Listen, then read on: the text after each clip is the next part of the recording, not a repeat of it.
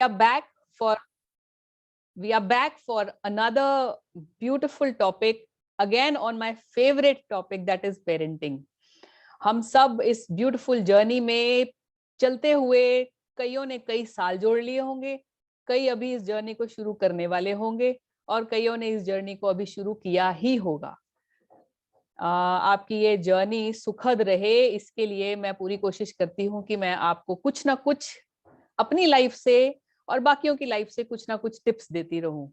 आज फिर Wednesday evening को हम सब एक दूसरे के साथ दोबारा रूबरू हो रहे हैं इसी एक प्यारे से टॉपिक के बारे में डिस्कस करने के लिए। तो आज मेरी रिक्वेस्ट आप सबसे ये रहेगी कि आप कृपया यात्रीगण अपनी सीट बेल्ट बांध लें, क्योंकि आज आपको थोड़े से मैं झटके दूंगी। पेरेंटिंग की जर्नी में जाने अनजाने हम कौन कौन सी मिस्टेक्स कर जाते हैं एज पेरेंट्स, उसके बारे में आज हम बात करने वाले हैं। तो देखो, हमारा मोटिव कभी भी अगर हमारे बच्चे हैं, हमारे जान से भी ज्यादा प्यारे बच्चे हैं, हमारा मोटिव कभी भी नहीं होता कि हम उनका कुछ भी जाने अनजाने कुछ भी अहित करें, उनका कुछ भी बुरा करें। It is never our intention. Our intentions behind our actions is always good. We always want betterment for our children. We always want something good to happen to our kids. उनका फ्यूचर अच्छा रहे. हमारे actions, reaction, सबके पीछे motive हमारा गलत नहीं होता, लेकिन आप सब मुझसे अग्री करेंगे कि फिर भी हमें डिजायर रिजल्ट्स नहीं मिलते। वो किस वजह से नहीं मिलते? क्योंकि कहीं ना कहीं, कभी ना कभी हम माइंडफुल नहीं हो पाते, हमें जो करना चाहिए हमारे वो एक्शंस नहीं हो पाते। तो आज हम इसी बारे में बात करेंगे कि हम पेरेंटिंग जर्नी में कौन कौन सी मिस्टेक्स करते हैं। चलो, उससे पहले मैं आपको एक बहुत ही प्यारी सी बात बताती हूँ। हर चीज की टाइप्स होती हैं, इसी तरह से पेरेंटिंग की भी टाइप्स होती हैं। पेरेंटिंग्स की टाइप्स के बारे में जब हम बात करें तो 4 तरह की, all over the world if we categorise the types of parents, तो वो 4 तरह के होते हैं। एक होते हैं, पुराने टाइम से शुरू करते हैं, अथॉरिटेटिव पेरेंट्स। अब अथॉरिटेटिव इटसेल्फ नाम ही बताता है कि सब कुछ, the power is in the control of the parents, right. और बच्चों को इजाजत ही नहीं है कुछ भी सोचने और समझने की। जैसा मैं कहूंगा वैसा तू करेगा, जैसा मैं कहूंगी वैसा तुम करोगे। तो all the power of the direction is with the mom and the dad, उसको कहा जाता है अथॉरिटेटिव पेरेंट। हमारे टाइम पे हमारी पेरेंटिंग, आप जो हम सब हम उम्र जितने भी हैं मेरे साथ इस वक्त, वो सब इस बात को अग्री करेंगे कि हमारे पेरेंट्स थोड़े अथॉरिटेटिव पेरेंट्स ही रहे हैं। थोड़े नहीं, बहुत ज्यादा अथॉरिटेटिव ही पेरेंट्स रहे हैं। इवन हमारी गोल डायरेक्शंस कि हमारे हमने क्या करना है, what we have to do, that was also decided by our parents only. So कहीं ना कहीं हमें हमारे सपने, हमारी इच्छाएं, हमारे इंटरेस्ट, हमारे बिलीव्स को नर्चरिंग का मौका नहीं मिला। मैं ये नहीं कहूंगी अथॉरिटेटिव पेरेंट्स गलत थे, ऐसा कुछ नहीं है, बट हाँ, उस वक्त it was a need of the hour और उस समय ये चल गया, राइट। गलती की तो दे दनादन, अच्छा काम किया तो उस पर थोड़ी सी एप्रिसिएशन, हम इसी में खुश हो जाते थे। दूसरी तरह के पेरेंट्स जो होते हैं वो होते हैं डेमोक्रेटिक पेरेंट्स। अब democratic parents, again the name itself tells you that सर्व सहमति से किया गया काम। यहाँ पे बच्चों को भी इंपॉर्टेंस मिलती है, बच्चों की राय जानी जाती है, बच्चों की एडवाइस ली जाती है, बच्चों को बताया जाता है, बच्चों के यस नो में, डिसीजन मेकिंग में बच्चों को भी शामिल किया जाता है। तो इसमें बच्चों की और पेरेंट्स की जो पावर है वो एक पार्टनरशिप की तरह आगे बढ़ती है। सो पेरेंट एंड बच्चा बोथ आर पार्टनरशिप, पावर की पार्टनरशिप होती है। जहां गलत है वहां पेरेंट गाइड करता है। और इस तरह से ये डेमोक्रेटिक पेरेंटिंग, जिसको आजकल मॉडर्न पेरेंटिंग कहा जाता है, ये आगे बढ़ रही है और ये बहुत अच्छा रिजल्ट लेकर आ रही है। मैं all those parents and all those teachers who are watching me right now, watching me live right now, I would like them to write down yes if they believe that in their house this democratic parenting is happening, और and आपके घर में बच्चों के साथ आप राय लेके आगे बढ़ते हैं। तो please you can write down. I can C Shri Ram watching me live. Hi Shri Ram. And Abhya, thank you for watching me. Ananya, welcome. Bhavdeep, thank you so much. You have always been a big support. So all of you, my hello to everyone. And आज इस session से आप बहुत अच्छी अच्छी चीजें लेके जाएंगे। जिन्होंने लेट ज्वाइन किया है मैं उनको फिर बता दूं, कृपया अपनी सीट बेल्ट बांध लें क्योंकि आज आपको झटके लग सकते हैं। ठीक है, तो चलो डेमोक्रेटिक पेरेंटिंग के बाद हम थर्ड तरह की कैटेगरी के बारे में डिस्कस करते हैं। उसको कहा जाता है परमिसिव पेरेंटिंग। परमिसिव पेरेंटिंग जो होते हैं वो थोड़े साधु संत टाइप होते हैं। वो कहते हैं सब ठीक है, जो हो रहा है सब ठीक है। Permission is given to the children. हर चीज की परमिशन बच्चों को दे देते हैं, हर चीज की। सही गलत देखते ही नहीं है, और हर चीज के लिए बच्चे ने कोई चीज डिमांड कर दी उसको भी हाँ, बच्चे ने कहीं जाना है उसको भी हाँ, बच्चे को ड्रेस पसंद नहीं आई उसके लिए भी ओके, आज खाना घर में नहीं खाऊंगा बाहर खाऊंगा उसके लिए भी हाँ। तो ये वाला हम इस चीज को करते हैं, करते ही जाते हैं, और फिर जब बच्चों की ये आदत बन जाता है तो कहीं ना कहीं हमें लगता है कि बच्चा बिगड़ रहा है। और बच्चे को बिगड़ाने के लिए बैकग्राउंड में अगर जाएं, आप परमिसिव बने रहे, इसकी वजह से बच्चे पे इस तरह का परिणाम आता है, इस तरह का। तो परमिसिव पेरेंट ये कहता है सब ठीक है, जो बच्चा कह रहा है सब ठीक है। तो अब ये आप लिख के मुझे बताइए कि ये जो परमिसिव पेरेंट है इसने पावर किसको दिया है? क्या पावर बच्चे के हाथ में है या पावर पेरेंट्स के हाथ में है? जल्दी जल्दी मुझे टाइप करके बताइए, पावर किसके हाथ में है, चाइल्ड और द पेरेंट? क्विकली। या Diya, hi Diya, how are you? I am so happy to see you, you are there with me, welcome. Yeah tell me, in whose hand the power is in the permissive parent? या permissive parenting में power is in the hand of the child. बच्चा जैसे अपने parents को घुमाएगा, parents वैसे ही नाचते हैं। और ना चाहते हुए भी, हमारा इंटेंशन बुरा नहीं है, हम बच्चे को खुश रखना चाहते हैं, पर ना चाहते हुए भी हम कहीं ना कहीं बच्चे का अच्छा करने की जगह बच्चे का बुरा कर लेते हैं। और the last kind of parenting जो है वो परमिसिव पेरेंटिंग से भी ज्यादा बुरी है, और उसको कहा जाता है अनइन्वॉल्व पेरेंटिंग। अनइन्वॉल्व पेरेंटिंग नाम ही बता रहा है, पेरेंट इन्वॉल्व ही नहीं है, उसको ये ही नहीं पता कि बच्चा कौन सी क्लास में है। अगर उसको क्लास पता है तो उसको सेक्शन नहीं पता होता, कौन सा सेक्शन। अगर बच्चे ने 10th के बाद कौन सी स्ट्रीम चूज की है, कई पेरेंट्स को ये भी नहीं पता होता। ये भी नहीं पता होता बच्चा कौन सी क्लासेस, कौन सी हॉबी क्लासेस या कौन सी ट्यूशन में जा रहा है, कौन सी उसकी हॉबी क्लासेस चल रही है, उसके दोस्त कौन है, वो अपना टाइम कहाँ पास कर रहा है, किधर जा रहा है। They are ignorant about everything. सब कुछ वो भूले बैठे होते हैं, और बच्चा भगवान भरोसे छोड़ा होता है उन्होंने। पर प्रोवाइड वो सब कुछ कर देंगे बच्चे को, लेकिन they are not involve in the initial years of their children. और जब ये बच्चा इस सिचुएशन में, बच्चे के बिगड़ने के चांसेस बहुत हाई हो जाते हैं, क्योंकि बच्चे के ऊपर कोई मॉनिटरिंग है ही नहीं। बच्चे को सही गलत बताने के लिए उसका कोई गाइड ही नहीं है। तो आप सोचिए, लाइफ में अगर एक गाइड ही ना हो, एक ऐसी गाड़ी जिसकी ब्रेक्स ही फेल हो गए हो, कोई कंट्रोल ही ना हो, तो उस गाड़ी ने तो गड्ढे में जाना ही जाना है, जाना ही जाना है। इसीलिए बहुत जरूरी हो जाता है कि हम अपनी सारी पेरेंटिंग टेक्निक्स को एक प्लेटफॉर्म पे लेकर आए, और वो है डेमोक्रेटिक। इन सब पेरेंटिंग में डेमोक्रेटिक पेरेंटिंग को सबसे ज्यादा इंपॉर्टेंस दी जाती है, जहां पे power between the child and the parents is on a shared basis, सर्व सहमति से बनाई हुई मिली जुली सरकार। अच्छा, चलो आगे बढ़ते हैं। I can see Ashish is watching me. Madhu Pandey, thank you for watching me. I'm so happy that you are there with me. Everybody say, give me a big hi so that I know that your energy and my energy is matching with each other. तो हम अपने बच्चों के future के लिए, यहाँ पे मैं जब देखती हूँ कि मेरे साथ लोग, see I have spent a lot of time in the research, and then I take out some time to meet you people. And I do everything with the intention, I'm telling you, this is my clear intention, so that I love children, and I want all those problems which I have faced being a parent or being a child when I was a small child. I don't want those problems to come again. So कुछ ना कुछ हम society को देकर जाएं, अच्छा करके जाएं। और पेरेंटिंग एक ऐसा प्लेटफॉर्म है, हम कुछ भी हो सकते हैं, doctors, engineers, we can be nail artist, we can be anything. हम कोई सेलिब्रिटी, कोई एंटरप्रेन्योर बन जाएं, लेकिन हम कहीं ना कहीं एक पेरेंट भी हैं। और हम बच्चों के लिए, फ्यूचर को सिक्योर करने के लिए हम लगे रहते हैं। Day in and day out we are working. और हम जब बात करती हूँ, मैं कई पेरेंट्स थे वो कहते हैं हम मैम बच्चों के लिए तो कर रहे हैं, बच्चों का फ्यूचर सिक्योर कर रहे हैं हम।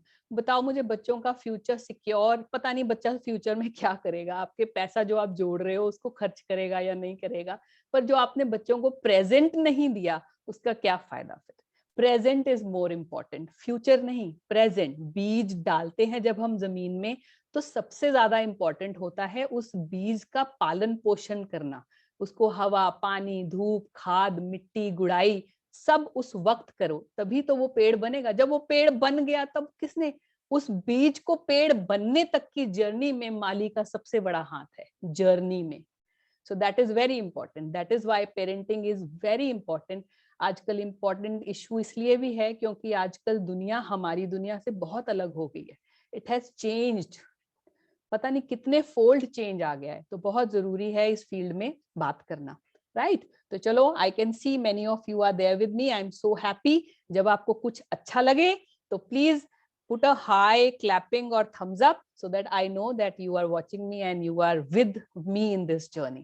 चलो, आज हम बात करेंगे, जैसे मैंने पहले बताया कि आज हम बात करेंगे कि कॉमन मिस्टेक्स हम कहाँ कहाँ कर देते हैं। बीइंग अ पेरेंट हम सब बच्चों का भला चाहते हैं, बट हम कौन कौन सी ऐसी मिस्टेक्स हैं जो कर जाते हैं जाने अनजाने। तो कॉपी पेन लेकर लिख लीजिए ताकि आपके दिमाग से ये कभी जाए ना, प्रिंट हो जाए। ओके, तो फर्स्ट पॉइंट की बात करते हैं। सबसे पहले देखो, इस रूम में इस वक्त I am with so many of you.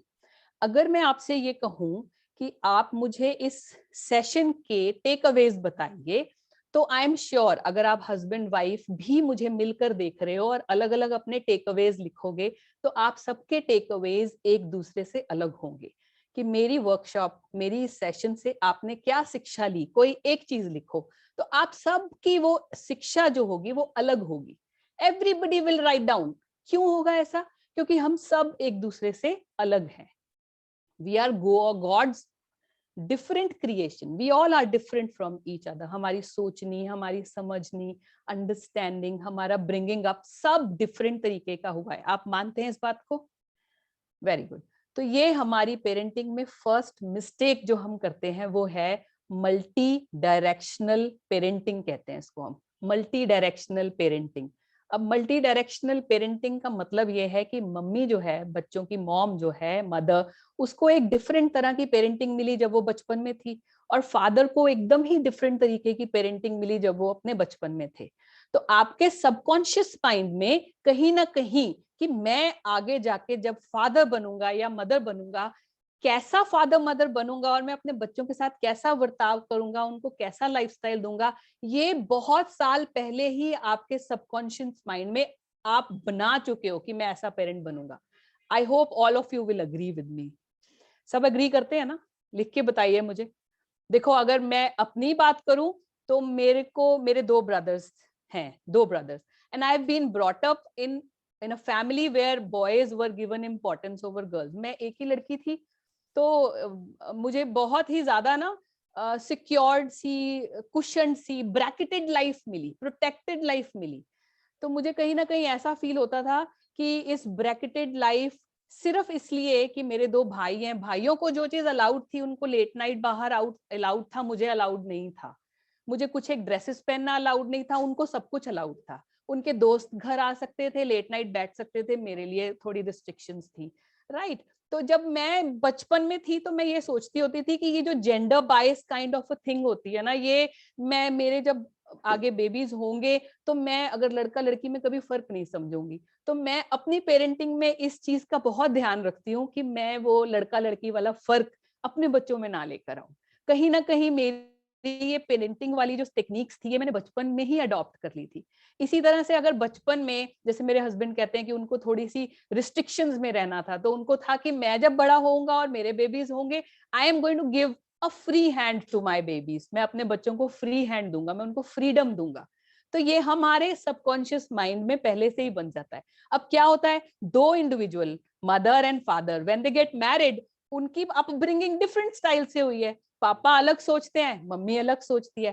पापा कैन बी स्ट्रिक्ट, मम्मा कैन बी लीनियंट। तो अगर एक आइसक्रीम, छोटी सी चीज, अगर एक आइसक्रीम के लिए पापा ने कर दी हाँ और मम्मी ने कर दी ना, तो यहाँ पे आ जाता है मल्टी डायरेक्शनल। बच्चा कंफ्यूज हो जाता है, पापा कहते हैं आइसक्रीम खाना ठीक है, मम्मी कहती है आइसक्रीम नहीं लेकर देनी। अब बच्चा बेचारा क्या करे, क्योंकि मम्मी कहीं ना कहीं बचपन के इन्फ्लुएंस में है, she is a different individual.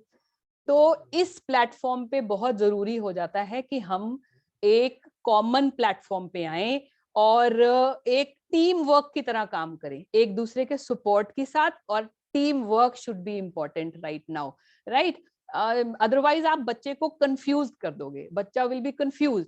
और पता है बच्चे इतने चालाक चतुर होते हैं ना कि वो एक अपॉर्चुनिस्ट माइंडसेट बना लेते हैं, इतने चालाक होते हैं ना वो, आपकी इस चीज का फायदा उठाते हैं। बच्चे इतने स्मार्ट होते हैं कि 3 साल और 4 साल के बच्चे को भी पता है कि कौन सी बात मम्मी से मनवानी है और कौन सी बात पापा से मनवानी है, तो वो अपना फायदा सोचेगा। उस वक्त तो हमें इस बात का समझ नहीं आती, लेकिन लॉन्गर रन में जब वो टीनेजर बन जाते हैं बच्चे, तो उनको अपनी बात किस तरह से मनवानी है, किस साइड लेनी है, वो कभी भी वो ये चाहेगा कि माँ और बाप की आपस में नहीं बने, वो डिफरेंस ऑफ ओपिनियन रहे। क्यों? क्योंकि उसको एक अपॉर्चुनिटी मिली कि अगर मम्मी नहीं मानेगी तो पापा मान जाएंगे, पापा नहीं मानेंगे। तो ये जो अपॉर्चुनिस्ट माइंडसेट है, ये कहीं ना कहीं आगे जाके उसको प्रॉब्लम क्रिएट करेगा। इसीलिए it is very very important. Difference of opinion होना एक अच्छी बात है, आई एम नॉट सेइंग कि आपका डिफरेंस ऑफ ओपिनियन होना नहीं चाहिए, it's okay, but when it comes to parenting you have to work in as a team. यहाँ पे कोई वो बात नहीं हो रही, मदरिंग और फादरिंग वाली बात नहीं है, ममत्व और पितृत्व ऐसे कोई नाम नहीं होते हैं, ठीक है? It is parenting. पेरेंटिंग में दोनों इंपॉर्टेंट है, because it is a unit, दोनों के कंबाइंड एफर्ट से ही आगे गाड़ी बढ़ेगी। तो जब आप पेरेंटिंग की बात करें तो मल्टी डायरेक्शनल पेरेंटिंग को प्लीज अवॉइड करें कि मम्मी ठीक कहती है या पापा गलत है, या पापा गलत है या मम्मी ठीक है, बिल्कुल भी नहीं, ऐसा बिल्कुल नहीं करना। ओके, तो ये हमारी जाने अनजाने मिस्टेक हो जाती है, तो काइंडली इसको करेक्ट करने की कोशिश करें, राइट? कॉन्शियसली करेंगे तो, मेरे को भी नहीं पता थी ये बातें, जब से मैं पेरेंटिंग में आई हूँ तब से I am being very conscious, I am being mindful. वहां पे मुझे याद आ जाता है कि नहीं, मुझे ये अप्रोच का सहारा नहीं लेना है। हम लोगों को नहीं पता था आगे, आई एग्री, बट आगे से आप ध्यान रखिएगा, राइट? चलो अब सेकंड पेरेंटिंग मिस्टेक की बात करते हैं। सेकंड पेरेंटिंग मिस्टेक जिसके बारे में मैं ऑलरेडी भी बता चुकी हूँ अपनी हर वीडियोस में, वो ये है कि हम करेक्शन को ज्यादा इंपॉर्टेंस देते हैं और कनेक्शन को कम इंपॉर्टेंस देते हैं। प्रॉब्लम की सोल्यूशन के लिए हमारी अप्रोच जो होती है ना, वो गलती की तरफ ज्यादा जाती है। या हमें लगता है ये बच्चे ने गलती की अभी सुधार दो, पता नहीं कल होगी कि नहीं होगी, अभी की अभी पकड़ लो और उसका पोस्टमार्टम कर डालो। उस चक्कर में प्रॉब्लम तो सॉल्व नहीं होती, आपका बच्चे के साथ कनेक्शन जरूर टूट जाता है। स्पार्क शुरू हो जाता है, स्पार्क। और जब ये स्पार्क ज्यादा बढ़ जाता है तो क्या होगा? Bulb fuse. आप जितना मर्जी बोल लो, बच्चा नहीं सुनेगा, बल्ब तो फ्यूज हो गया।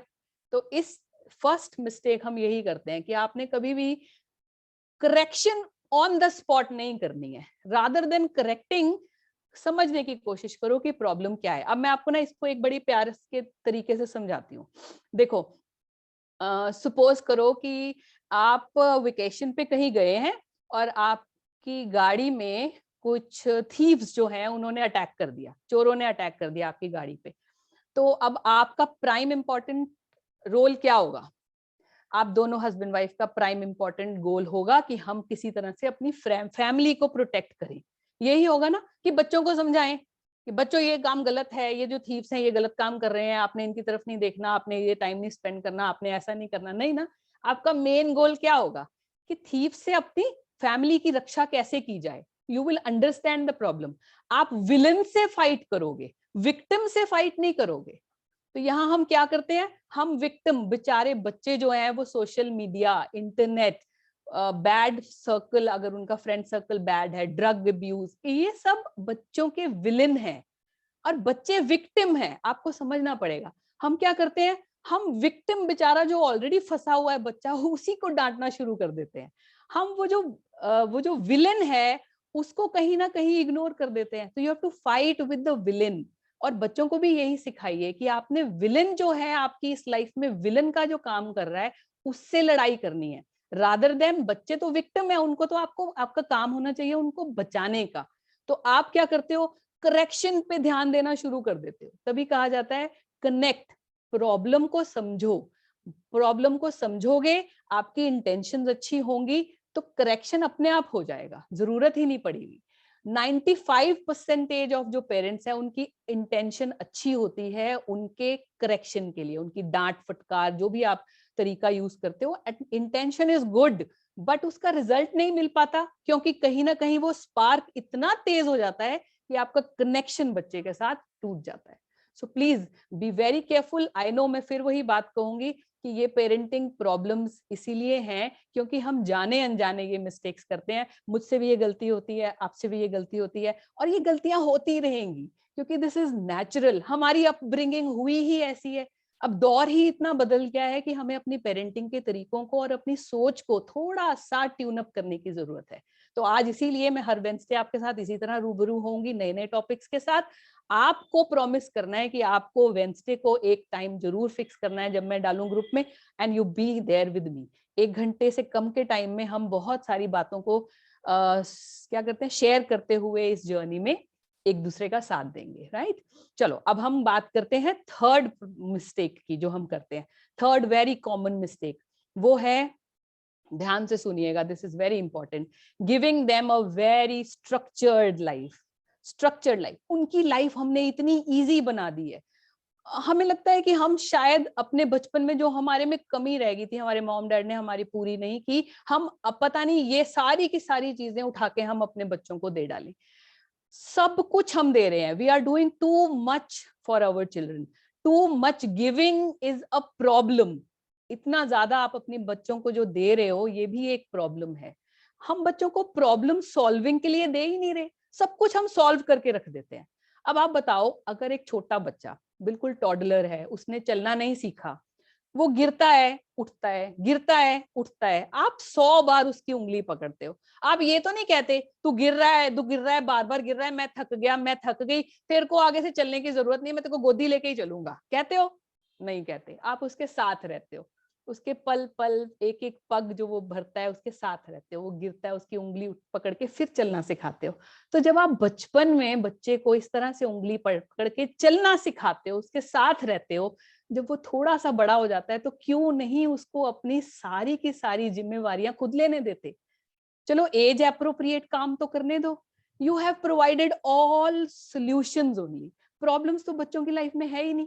उनको नहीं पता एसी के बगैर रहना क्या होता है। मैं मानती हूँ, अब आप कहोगे कि मैम ये कौन सी बात हुई, आजकल तो ये नेसेसिटी बन गया है, चलो ठीक है मान गए नेसेसिटी बन गया है, पर बच्चों का होमवर्क कर देना, बच्चों के असाइनमेंट्स बाहर से बनवा देना, क्यों? क्या आप बताइए, आपके मॉम डैड ने कभी आपके असाइनमेंट बाहर से बनवाए थे पैसे देकर? क्या आपने कभी, आपके मॉम डैड ने आपका होमवर्क खुद किया था? एक जोरदार थप्पड़ पड़ता था, मुझे आज भी याद है, कि अपना होमवर्क खुद करो। क्या बैठा के टीवी के आगे आप टीवी की स्क्रीन लगा देते हो, मोबाइल पकड़ा देते हो, बच्चे का खाने में इंटरेस्ट है नहीं है आप पूछते ही नहीं, दे दनादन मुंह में ठूसते जाते हो, ठूसते जाते हो, ठूसते जाते हो। बताओ बच्चा क्या गेन कर रहा है, उसको यही नहीं पता वो खा क्या रहा है।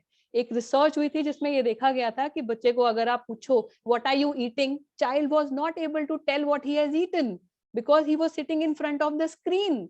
His mind was working just to watch he is watching, he was not at all interested in what he is eating.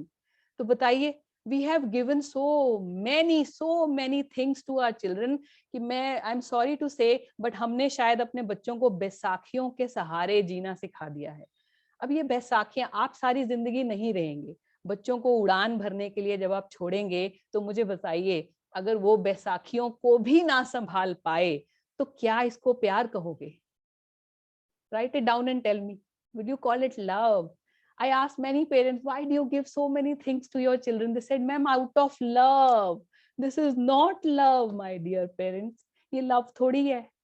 आप लव की डेफिनेशन होती है कि आप उस बच्चे, उस जने का अच्छा चाहते हो। अब आप सोच के देखो, इन बैसाखियों के सहारे क्या आपका बच्चा अच्छा कर पाएगा कभी? आंसर आएगा नो। तो जब फिर ये लव नहीं है, ये लव है ही नहीं, ये कुछ और है। ये गिल्ट हो सकता है कि आप टाइम नहीं दे पा रहे तो आप बच्चों का काम करके दे देते हो कहीं ना कहीं। Please don't do this. This is not going. बच्चों के अपने सपने हैं, बच्चों की अपनी इच्छाएं हैं, अपने इंटरेस्ट हैं, प्लीज उनको एक स्ट्रक्चर्ड लाइफ मत दीजिए। Let them. मोटिवेटेड नहीं रहता बच्चा, उसकी लाइफ में एक्साइटमेंट खत्म हो जाती है, विलिंगनेस टू लर्न खत्म हो जाती है, हार्ड वर्क खत्म हो जाता है। आप चाहते हैं कि बच्चा आपका इस तरह की बैसाखियों के सहारे आगे जाए जहां पे वैल्यूज ही ना कोई हो, तो प्लीज टाइम पे संभल जाइए। मैं ये नहीं कहती बच्चों से हर एक उनकी चीज छीन लीजिए, बट उतना ही दीजिए जितना जरूरत है। साईं इतना दीजिए जामे कुटुंब समाए, मैं भी भूखा ना रहूं, साधु न भूखा जाए। अब इसको सर्च कर लीजिएगा नेट पे, इसका क्या मतलब है मैं नहीं बताऊंगी। राइट, सो 3F फॉर्मूला बताऊंगी इसके लिए। 3F, all those who are watching me just now, Jyotsna ma'am, Amandeep, Divya, Surendra Malik, Jyotsna Chopra, Manjeet ma'am, Devinder, Monty, my classmate, everybody is watching me live. I am so very happy. Please 3F formula लिख लीजिए। So, जब आपका मन करे बच्चों को कुछ gift देने का या ऐसा कुछ करने का, 3F याद रखिएगा। First F, be firm. Be firm. आपने जो गिफ्ट देना है दीजिए, बट ना वो एक्सेसिव हो ना बहुत कम हो, जितना चाहिए उतना। बी फर्म, कभी टूटना नहीं कि बच्चा रो रहा है तो जिद मान जाओ, नहीं। Be firm. Second, be fair, honest रहिए, बी फेयर, जरूरत है तभी, अदरवाइज नहीं। And third, be friendly. बच्चे के साथ इतनी आपकी दोस्ती होनी चाहिए कि अगर आपने उसको कुछ नहीं भी लेकर दिया बाय चांस और बच्चे के साथ आपके मन मुटाव हो गया, गुस्सा हो गया, फ्रेंडशिप का रिश्ता ऐसा होना चाहिए कि आप दोबारा एक दूसरे के साथ कनेक्ट, रिकनेक्ट कर पाए। Okay, so be firm, be fair and be friendly. आगे बढ़ते हैं चौथी गलती की तरफ। 5 गलतियां ही बताऊंगी आज, ज्यादा नहीं, हम आपको, नहीं तो रात को नींद नहीं आएगी, गड़बड़ हो जाएगा काम। बहुत गलतियां करते हैं हम, आज सिर्फ 5 गलतियां डिस्कस करेंगे। फोर्थ गलती जो हम करते हैं कि we do not allow our children to ask questions. Dialogue सुनाती हूँ, बड़ों के आगे ऐसी बात नहीं करते, बड़ों से सवाल नहीं किए जाते। कितने जने ऐसे कहते हैं? लिख के बताइए, या अगर मुझे स्टूडेंट्स देख रहे हैं तो वो भी मुझे बता सकते हैं कि कितनों के पेरेंट्स ये बात बोलते हैं, बड़ों के आगे ऐसी बात नहीं करते। जुबान चलाते हो बड़ों के आगे, तुम्हें नहीं पता ये वाली बात बड़ों के आगे नहीं करनी। हमारे टाइम पे ऐसा होता था and we used to be quiet. आजकल के बच्चों को के पास इतनी इंफॉर्मेशन है, इतनी नॉलेज है, इतना एक्सपोजर है कि अगर आप उसको एक क्वेश्चनिंग ग्राउंड का मौका नहीं देते तो वो पूछेगा, पर वो किस सोर्स से पूछेगा उसके लिए आप रिग्रेट करेंगे, और उस सोर्स से क्या आंसर मिलता है यू डोंट नो, आपको नहीं पता आंसर क्या मिलेगा। Allow them to ask question, whatever, जितना मर्जी छी क्वेश्चन हो, जितना मर्जी हो क्वेश्चन हो, बी रेडी। हर टाइम आपकी फेवर वाला क्वेश्चन नहीं पूछा जाएगा माय डियर पेरेंट्स, आपको ये बात अंडरस्टैंड करनी पड़ेगी। Let them ask question, it is important, it is the need of the hour. Let them ask questions. अगर वो क्वेश्चंस नहीं पूछेंगे तो उनके अंदर की भावनाएं, उनके अंदर का आई जो डेवलप हो रहा है वो वहीं मर जाएगा, उसको प्लेटफॉर्म ही नहीं मिलेगा आगे बढ़ने का। तो कभी भी ये वाली स्टेटमेंट नहीं बोलनी कि बड़ों के आगे ऐसी बात नहीं करते, बड़ों के आगे जवाब सवाल करते हो तुम्हें पता नहीं बड़ों से कैसे बात करनी। नहीं, प्लीज अलाउ, टेल देम, और उनकी बात सुन के आप उनको एक जस्टिफाइड आंसर दे सकते हो। बिकॉज मैं आपको फिर बताऊंगी, जितना प्यार, अनकंडीशनल लव पेरेंट्स बच्चे को कर सकते हैं, इतना अनकंडीशनल लव कोई नहीं कर सकता। और ये आपको समझना है, ये बच्चा नहीं समझेगा। बच्चे को तो यही लगेगा कि शायद उसका पीयर ग्रुप उसको ज्यादा समझता है, या शायद उसका इंटरनेट फ्रेंड उसको ज्यादा जो समझता है। ऐसा नहीं है, बट पेरेंट्स से ज्यादा बच्चे को कोई नहीं समझता और कोई अनकंडीशनल लव नहीं दे सकता। आपको ये बात बच्चे को बतानी है, सुननी है और समझानी है। बच्चे को अलाउ करो think, let them think, let them observe the world around them, let them find out solutions themselves, खुद solutions ढूंढने दो। मैंने देखा नर्सरी के बच्चों को ही शुरू कर देते हैं, ये पोएम रट लो हिंदी में, ये पोएम रट लो इंग्लिश में। फिर जब पेरेंट्स वो पोएम सुनते हैं तो उनको बड़ा मजा आता है, अरे रटूत होते हैं क्या, लेट देम। कौन किसको अपने नाम की स्पेलिंग नहीं आती, नलायक से नलायक। I have been into teaching from the last 15 years, कोई बच्चा मैंने ऐसा नहीं देखा जिसको अपने नाम की स्पेलिंग ना लिखनी आती हो। तो हम क्यों इतना टाइम वेस्ट करते हैं, नाम की स्पेलिंग लिख, अभी लिख, अभी लिख, ऐसे लिख, वैसे लिख, क्यों? एंड व्हाई दिस ए के बाद बी ही आएगा? Let them learn their own ways. क्या हो गया, किसने कहा है, कहाँ लिखा है ए के बाद बी आता है, बी के बाद सी आता है? Let them learn.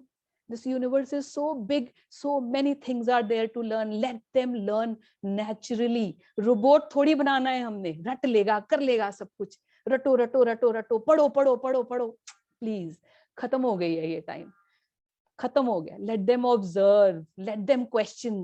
Brilliant mind बनाने हैं हमने. आगे आने वाले टाइम में ब्रिलियंट माइंड चाहिए. हम सब डॉक्टर्स, इंजीनियर्स बन गए, टीचर्स बन गए इस टाइम पे. क्यों? क्योंकि तब जमाना था रट्टा मार के दूसरों के काम को मगअप कर दो, वॉमिट कर दो, पेपर में लिखाओ, चेक होगा पेपर, 100 में से 100 नंबर मिल गए. प्रैक्टिकलिटी का जमाना नहीं था. अब हमें मोर ऑफ साइंटिस्ट चाहिए. ऐसे लोग चाहिए जो डिस्कवरीज करें. ये तभी पॉसिबल होगा जब आप एक ऑब्जर्वेशन के लिए ग्राउंड ओपन रखेंगे. और वो कब पॉसिबल है? जब आप घर में क्वेश्चंस जनरेट करके देंगे बच्चों को. बच्चों को क्वेश्चन करने दिया कीजिए. Let them, don't provide them with the answers and the solutions. करने दो उनको. राइट? तो हम जाने मैं फिर यही कहूंगी, ये सब हम जाने अनजाने. मेरा ये बिल्कुल मोटिव नहीं है कि मैं आपको अभी डिमीन फील करवाऊं कि हाय हम सब ये ऐसा क्यों कर रहे हैं. ऐसा कोई मोटिव, हम सभी ऐसा करते हैं. बस यही है कि we are not mindful enough. आज का सेशन है ही इसके लिए कि हम सब माइंडफुल रहें कुछ एक ऐसी चीजों पे जहां हम नहीं कर पाते. So I can see Amandeep, Gagan, Divya thank you, Jyotsna ma'am thank you. आप सारे जने मेरे को हेलो हाय लिख के भेजेंगे तो I will be very happy, so that I know that you people are there with me and whatever I am doing making sense to you. Yes guys, am I making sense to all of you? Can you relate to me? Write down yes or no and tell me कि मैं जो कह रही हूँ वो सही है ना. Thank you Gagan, thank you so much. Amandeep, thank you. Surinder, thank you. Manjeet ma'am, again thank you so much. Megha, how sweet of you, so sweet. Sheetal, thank you. Lovely lovely lovely responses, love you so much. इसी तरह की energy अगर आप shower करते रहोगे तो I am sure मैं जितना हो सकेगा आप लोगों की मदद करने को ऑलवेज रेडी. इस प्रोसेस में पता है मेरा क्या फायदा होता है? I become a better parent. और मुझे बोलना शुरू से ही बहुत पसंद है. तो मुझे बहुत अच्छा लगता है when I have a handful of people, a lot of people rather, listening to me and getting value from me. Thank you.